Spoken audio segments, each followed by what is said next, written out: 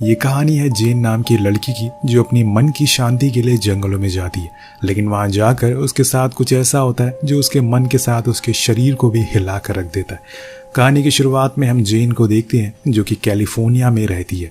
उसका एक जॉन नाम का बॉयफ्रेंड है जिसे वो बहुत प्यार करती है, लेकिन जॉन स्वभाव से अच्छा इंसान नहीं है, वो उसे बहुत मारता पीटता है और इसीलिए अब जेन को उसके साथ घुटन महसूस होती है। लेकिन कुछ दिन बीत जाने के बाद वो कभी कभी उसके पास चली जाती थी क्योंकि अभी भी वो कहीं ना कहीं उससे प्यार करती है। और ऐसे ही एक दिन जॉन उसे कॉल करके अपने पास बुलाता है ताकि दोनों एक अच्छा टाइम स्पेंड कर सके।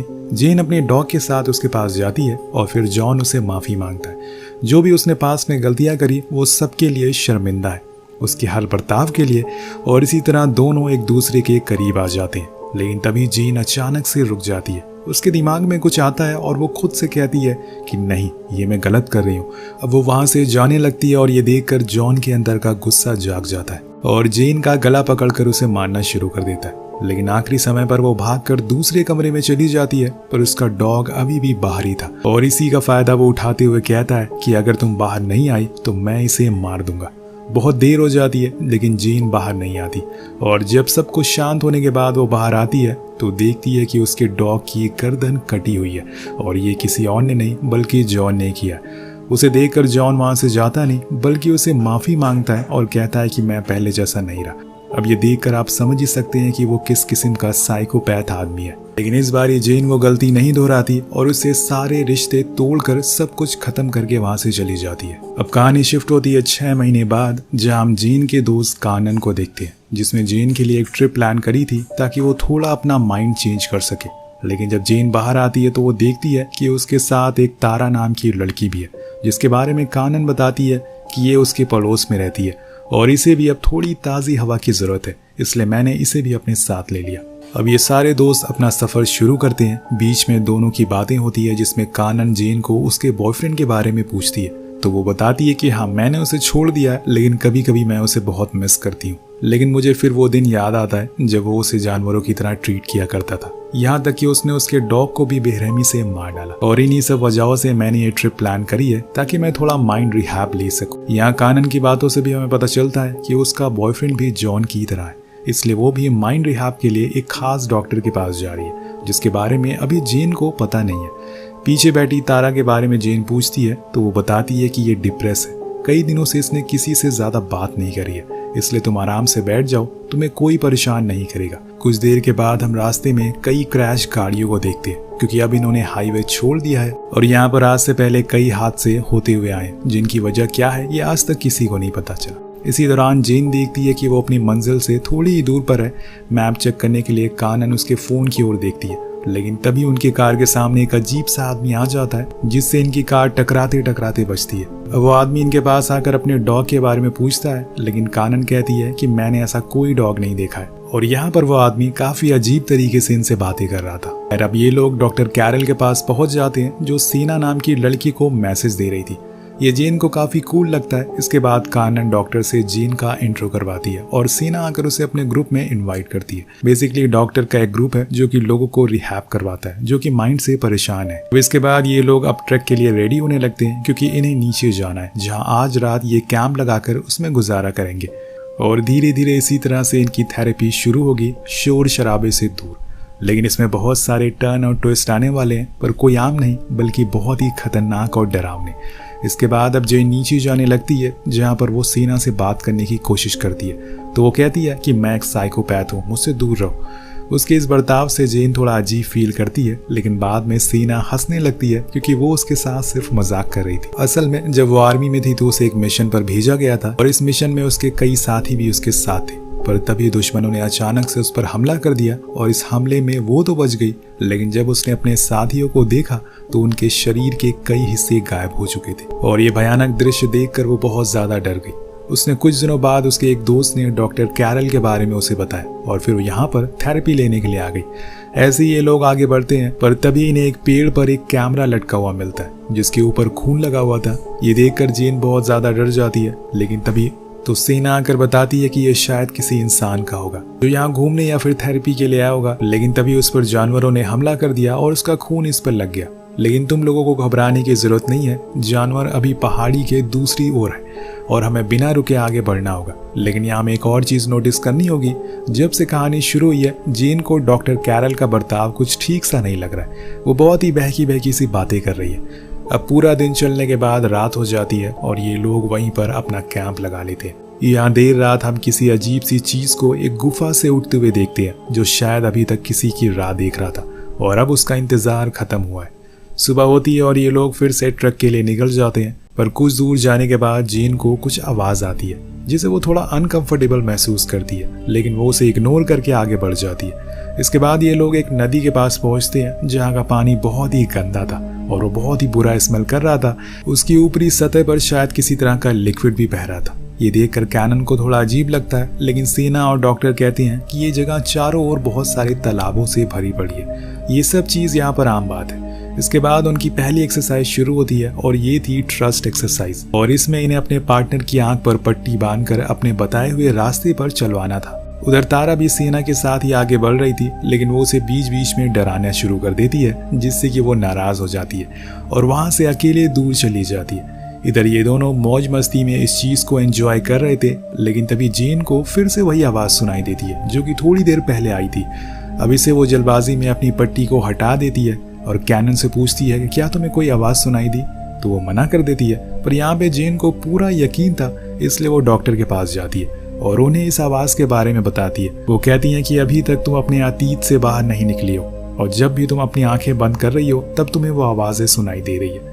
जेन को ये बात अच्छी नहीं लगती, इसलिए वो कैनन के पास जाती है और उससे कहती है कि मुझे लगता है कि शायद यहाँ पर जॉन आ चुका है और वो मुझे परेशान करने के लिए ये आवाजें निकाल रहा है। पर कैनन उसके दोस्त उसे समझाती है कि ये मुमकिन ही नहीं है, इस जगह के बारे में बहुत ही कम लोगों को पता है और जॉन से तो तुमने पिछले 6 महीने से बात तक नहीं की, तो उसे कैसे पता चल सकता है कि तुम यहाँ पर हो।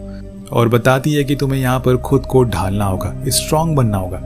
लेकिन जेन को पूरा यकीन था कि कुछ तो इस जगह पर गड़बड़ जरूर है। उधर हम तारा को देखते हैं जो स्मोक करने के लिए एक जगह पर रुकती है, पर इसी दौरान उसे वहां कुछ अजीब सा दिखाई देता है जो उसे ही लगातार घूर रहा था और इसी बीच उसके हाथ भी बन जाते हैं जिसमें से खून निकल रहा था। वो उसी समय चिल्लाती है और उसकी आवाज सुनकर उसके पास जेन भागते हुए आती है। वो उसे बताती है कि मैंने यहाँ पर किसी अनजान चीज को देखा है। वो कहती है कि हाँ, मैंने भी यहाँ पर कुछ महसूस किया, लेकिन किसी को मेरी बात पर यकीन ही नहीं हो रहा है। इसके बाद जब वो लोग जाने लगते हैं तो उन्हें वहां डियर दिखाई देता है जिसका आधा शरीर गायब। अब इसे देखकर सभी डर जाते हैं, पर डॉक्टर कहती है कि ये भी यहाँ पर आम बात है क्योंकि ये एक घना जंगल है और ऐसे में जानवर एक दूसरे को मार कर खाते रहते हैं, तुम्हें डरने की जरूरत नहीं है। लेकिन जेन कहती है कि इस तरह से तो मैंने कभी किसी जानवर को शिकार करते हुए नहीं देखा। अब जब जेन आगे बढ़ती है तो उसे फिर से कुछ सुनाई देता है, लेकिन इस बार ये आवाज कैनन की होती है जो उसे दूसरी ओर आने को कह रही थी, जहाँ पर उन्हें एक पहाड़ मिलता है जिसके बीच से एक रास्ता जा रहा था। ये जगह काफी अजीब थी, पर इन पत्थरों को छूकर जेन को बहुत ही अलग महसूस होता है, जैसे कि उसका यहाँ से किसी तरह का अतीत जुड़ा हुआ है। खैर, अब वो लोग एक जगह बैठकर थोड़ा आराम करते हैं और इसी में जेन डॉक्टर के पास जाकर उनसे यहाँ के बारे में और जानकारी इकट्ठा करती है। उसे लगता है कि डॉक्टर उसे यहाँ पर डराने के लिए लाई है, लेकिन डॉक्टर को ऐसा मानना था कि ये जगह हजारों साल पुरानी है क्योंकि यहाँ पर सालों से लोग आते रहे अपनी मुसीबतों को लेकर, क्योंकि ये धरती की सबसे अनमोल जगहों में से एक है। यहाँ पर गॉड बसते हैं जो उन्हें हील करते हैं और उनके दुखों से उन्हें आजाद करते हैं, लेकिन इसके बदले में उन्हें कुछ बलिदान में चाहिए। अब वो इसके आगे कुछ और बता पाती कि तभी वहां सेना आकर सभी से कहती है कि हमें यहाँ से चलना चाहिए। उसने डॉक्टर को पूरा सच बताने ही नहीं दिया। आखिर यहाँ पर बलिदान किसका दिया जाता है, इंसानों का या फिर जानवरों का? ये सवाल अधूरा है अभी तक। इसके बाद जेन टॉयलेट करने के लिए जाती है। वो अपने साथ कैनन को भी ले जाती है ताकि वो डरे ना, पर कुछ ही देर बाद वहां से कैनन अचानक से गायब हो जाती है। इधर जेन की हालत बुरी होने लगती है। उसे फिर से कुछ आवाजें सुनाई दे रही थी और इस बारी उसने उस चीज को साफ साफ देखा भी है। उसे देखते ही वो अपने अतीत में चली जाती है जब जॉन उसे मारा पीटा करता था, और तभी जेन का दम घुटना शुरू हो जाता है, लेकिन कैनन आके उसे संभालती है और उसे नीचे ले जाती है। वहां जाकर वो डॉक्टर से कहती है कि ये जगह सेफ नहीं है, ऊपर कोई चीज है जो हमें मारने की कोशिश कर रही है। डॉक्टर कहती है कि शायद तुमने किसी बड़े भालू को देख लिया होगा क्योंकि वो इस समय पर यहाँ पर आते जाते रहते हैं, लेकिन डॉक्टर को लगता है कि शायद ये हीलिंग प्रोसेस की वजह से हो रहा है। इसीलिए वो लोग जल्दी से टेंट लगा लेते हैं और सोने के लिए चले जाते हैं। लेकिन यहाँ जेन के लिए मुसीबतें और बढ़ना शुरू हो जाती है क्योंकि उसे अब बुरे सपने आने लगे थे जिसमें वो लगातार जॉन को देख रही थी। उसे लग रहा था कि जॉन उसे मारने के लिए यहाँ तक पहुंच चुका है और इसीलिए मन की शांति के लिए वो थोड़ा वॉक करने के लिए चली जाती है। वहाँ उसे तारा और कैनन मिलती है जो उसे बताती है कि उन्हें भी वही सपना आया है जो उसे आया, लेकिन उसमें उन्होंने अलग चीज देखी है और इसीलिए वो लोग एक ही टेंट में सोने का फैसला करते हैं। यहाँ तारा अपनी कहानी भी बताती है कि कैसे बचपन में उसकी मॉम उसे बहुत मारा करती थी और स्कूल में सभी बच्चे उसे बहुत चिढ़ाया भी करते थे और इसीलिए धीरे धीरे उसने लोगों से बातें करना ही बंद कर दी। वो पूरी तरह से आइसोलेटेड हो गई, लेकिन उसके दोस्त उसे समझाते हैं कि ऐसा नहीं है, तुम ठीक हो जाओगे। अब सभी एक साथ टेंट में सो जाते हैं। अब सेना सभी को सुबह उठाती है, लेकिन जेन देखती है कि वहाँ पर तारा नहीं है, इसलिए वो बाहर आकर डॉक्टर से ये बात बताती है। सभी को लगता है कि शायद वो अपना सामान लेकर यहाँ से चली गई होगी, लेकिन तभी उन्हें तारा की आवाज आती है। तो डॉक्टर कहती है कि तुम लोग यहीं पर रुको, मैं उसे लेकर आती हूँ। वो पहाड़ पर चढ़ती हैं, पर तभी उनके सामने कुछ बहुत ही भयानक चीज दिखती है जो उनके ही अतीत से जुड़ा हुआ था और अचानक से उनकी चीखने की आवाज आती है, जिसे सुनकर ये तीनों फौरन ऊपर जाते हैं, लेकिन वहाँ उन्हें बस चारों ओर खून ही दिखाई देता है। इसलिए सेना फैसला करती है कि वो और ऊपर जाएगी। वो थोड़ा और चढ़ती है और उसे वहाँ पर डॉक्टर का कटा हुआ पैर दिखता है। ये देखकर वो अपने पास्ट की बातों को याद करना शुरू कर देती है, जब उसके साथियों के ऐसे ही कटे हुए शरीर इधर उधर पड़े हुए थे। वो चीखना चिल्लाना शुरू करती है और इतना ज्यादा डर जाती है कि खुद उस पहाड़ी से कूद कर जान दे देती है। जब ये दोनों नीचे जाकर देखते हैं तो वहाँ पर उसकी बॉडी नहीं थी, यानी कि जेन की बात सच है। यहाँ पर उनके अलावा कोई और भी है जो उन पर नजर रख रहा है और ये लोग डरते हुए आगे जाते हैं और वहाँ उन्हें एक गुफा दिखाई देती है जो कि बहुत पुरानी थी। शायद वो चीज जो लोगों को मार रही हो वो इसी के अंदर रहती होगी। दोनों अंदर जाते हैं तो वहाँ पर चारों ओर कई सारी लकड़ियां रखी हुई थी। कुछ और अंदर जाने पर उन्हें डॉक्टर मिलती है जो कि जख्मी हालत में थी, लेकिन तभी एक अनजान जीव आकर डॉक्टर को घसीटता हुआ अंदर ले जाता है। कानन उस जीव को देख लेती है जिससे कि उसकी पतलून गीली हो जाती है, इसलिए वो जेन से कहती है कि हमें यहाँ से चलना चाहिए। दरअसल दोस्तों ये एक अनजान जीव था जिसे यहाँ पर आने वाले लोग गॉड मानते थे, लेकिन समय के साथ ये जीव दानव बनता चला गया। अब वो लोगों को मार कर अपनी भूख मिटाता है। अब वहां से भागते हुए उन्हें तारा भी मिल जाती है और इसीलिए वो लोग उसे लेकर भागना शुरू कर देते हैं। कानन तो पानी में कूद जाती है, पर इससे उसकी पैर की हड्डी टूट जाती है, लेकिन वो दोनों अभी भी ऊपर ही थे, इसीलिए वो उन्हें भी कूदने को कहती है। वो भी कूद जाती हैं, लेकिन वो क्रिएचर, वो जीव इनके पीछे अब इनके पड़ चुका था। तो ये पानी के नीचे कुछ लकड़ियों के बीच में छुप जाती हैं जिससे कि वो इन्हें देख ना पाए, पर वो इनके ऊपर ही था। अब तीनों एक दूसरे को समझा रही थी कि हमें डरना नहीं है, हमें कुछ नहीं होगा। तारा कहती है कि मैं बाहर जाकर उसे डिस्ट्रैक्ट करने की कोशिश करती हूँ। उसके साथ ही उसे मना करते हैं कि ऐसा मत करो, तुम मारी जाओगी, लेकिन तारा कहती है कि मैं वैसे भी बचने वाली नहीं हूँ क्योंकि मेरा खून बहुत बह चुका है, इसलिए बेहतर है कि तुम दोनों यहाँ से जल्दी से भाग जाओ। जिसके बाद वो बाहर निकल जाती है और तभी वो जीव आकर तारा को बहुत ही बेरहमी से मारना शुरू कर देता है। वो चीखती है, चिल्लाती है, लेकिन कोई कुछ कर नहीं सकता था। इधर ये लोग नदी से बाहर आ जाते हैं और उस नदी का पानी पूरा लाल हो चुका था।